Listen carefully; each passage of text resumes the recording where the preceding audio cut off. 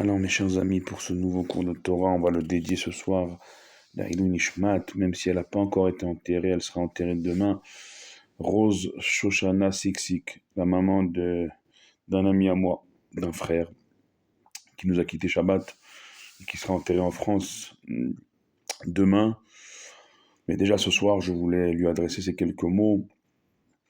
Une maman, c'est toujours difficile. C'est toujours difficile de perdre une maman. Et je pense très fort à mon ami, à toute sa famille, que Dieu leur envoie la consolation.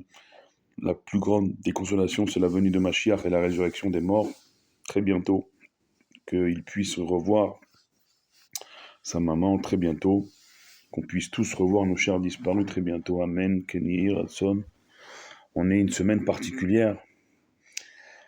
Une semaine où demain soir déjà, ce sera Rosh Chodesh, Adar, mardi et mercredi.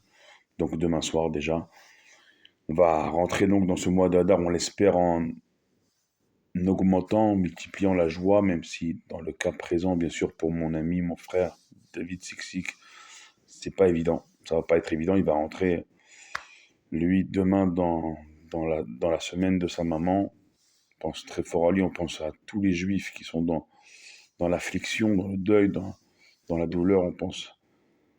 Il peut pas avoir de joie sans penser à un autre juif. Comme ça, le Rabbi, il veut inclure chaque juif, que chacun il va vers l'autre, il lui apporte le réconfort, le soutien, les forces qu'il a besoin. C'est ça la véritable joie. La véritable joie, quand on rentre dans le mois de Hadar, c'est de pouvoir être présent pour chaque juif. C'est très bien l'histoire de Purim. Combien Esther, elle dira à Mordechai, l'erkeno set kol ha-Yehudim. D'abord et avant tout d'aller rassembler les Yehudim, les juifs, le peuple juif. C'est comme ça qu'on doit approcher ce mois de Hadar qui va rentrer demain soir. 2 journées de Rosh Chodesh, et donc en point d'orgue, dans 15 jours, la fête de Purim. Déjà, ce Shabbat ce sera un Shabbat Afsaka, paracha de Teruma, la paracha où c'est marqué Ve'asuli Migdash. Vous me ferez un sanctuaire, Ve'shachanti betocham, et je résiderai en chacun d'eux, en chaque juif, en chaque juive.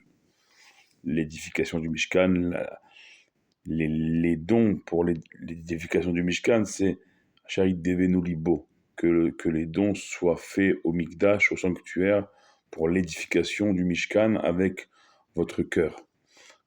Si vous donnez avec votre cœur, alors ce sera agréé, accepté, et vous aurez votre part à l'édification du Mishkan, plus tard du Beth Amikdash, à Yerushalayim. C'est la seule condition posée par Akadosh Baruch Hu pour participer à cette œuvre incroyable. On espère voir tous de nos yeux très bientôt le 3e Beth Amikdash, le 3e temple, de retour à sa place sur le mont du temple à Yerushalayim. Amen. Et on verra des merveilles. On ne peut pas s'imaginer qu'est-ce qui nous attend, tellement c'est grand. Toujours est-il que Parachat de Teruma, Parachat de cette semaine, elle nous engage, elle nous enjoint à donner toujours pour les choses saintes avec le cœur. De toutes les façons, Rabbot Mahashavot Belev Ish, nombreuses sont les pensées de l'être humain, Ba'atzat Hashem Mitakum. Seule la décision de Dieu. Si nos pensées sont dirigées vers le bien, pas le bien que nous on pense bien, parce que c'est pas le bien, mais le bien, c'est-à-dire le bien, c'est qu'il soit utile à l'autre. Alors oui, je veux dire que quand c'est dirigé vers le bien, c'est fait avec le cœur, alors oui, on peut édifier même une demeure pour Dieu ici-bas. On peut faire descendre plus encore dans les niveaux encore plus bas la présence de Dieu et ainsi rapprocher notre délivrance. C'est une semaine de Teruma, une semaine de Rosh Chodesh Adar, et donc dans 15 jours, il y aura d'abord le Shabbat Zachor, le Shabbat prochain, pas celui qui vient l'autre, et après la fête de Purim, qui sonne étrangement d'actualité cette année. Ça traîne, depuis des semaines, on nous parle d'éventuelles frappes américaines sur cet endroit là où sont toujours enterrés d'ailleurs Mordechai et Esther encore aujourd'hui, l'endroit où s'est passé l'histoire de Purim. Mais on sent comme une petite musique venir nous dire non, ça va se repasser justement au même endroit de la fête de Purim bientôt. Donc il se peut que très bientôt, ce mois-ci déjà, de Hadar, on soit en Géoula, en délivrance, Be'ezrat Hashem ou Lishwato. Pour cela, comme le Rabbi dit, comment on amène la joie de Hadar? C'est en étant là pour chaque juif et en se rassemblant. C'est les mots de Esther à Mordechai, il n'y a pas d'autre première condition que se rassembler à Itate. Ce soir, on a été à un cours de Torah du côté de Achoma, Yerushalayim, chez mes amis Chaim et Virginie de Lombroso. Il y avait le Rav Timesti qui était là. Combien on a besoin de hardout, d'union, pour ne pas cette fois-ci rater le coche de la Géoula et enfin la saisir, la faire descendre. C'est la clé de tout. Je vous le dis depuis plusieurs années dans nos cours. Je vous le répète.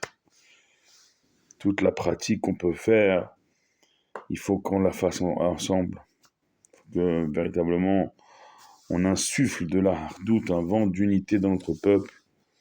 Et alors, ni les mains de Haman n'auront du pouvoir, ni les mains d'aucun ennemi n'auront du pouvoir, puisque